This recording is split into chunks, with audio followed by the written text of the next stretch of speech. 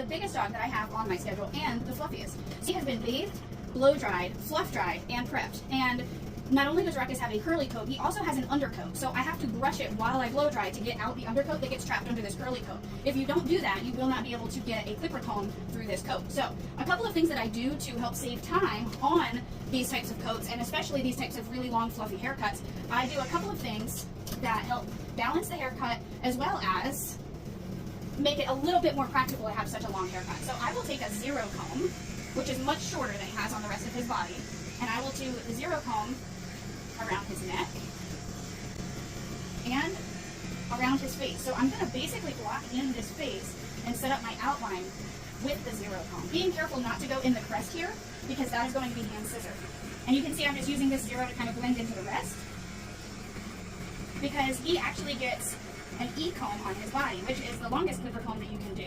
So I do a zero in here to really block this in, because this part has a tendency to get matted. And then also too, I'll even come in behind this ear here and just scoop behind that ear. Okay?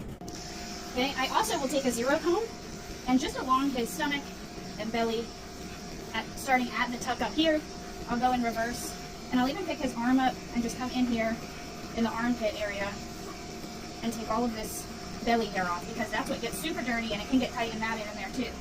So that's where I take my shorter clipper comb to make this haircut just a little bit more practical. Take the E comb or the 1 inch or the light blue, whatever you want to call it. I'm going to start at his withers. And if this coat is not prepped properly, there's no way you're going to get an E comb through this coat. So your prep work on this dog is the most important. Bathing, blow drying, and fluffing on him takes me roughly an hour and a half. So it probably takes me longer to do his bath and prep work than it does the actual haircut. And I'm going to take this E comb all the way down the front of his upper arm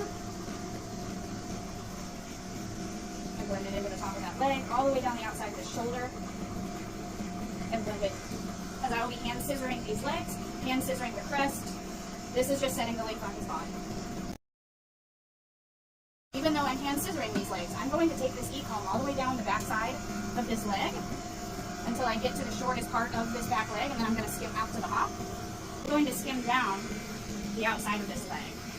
I hit the widest part of the leg and I skim it down, and that's going to set the length and the outline of this leg to give me a guideline for when I'm scissoring the rest.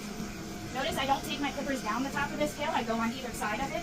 If you take the clippers down the tail or down to the base here, it makes the dog look longer, and he's big enough already, he doesn't need to look extra long. So as soon as I hit this hip bone, I skim it off to the side.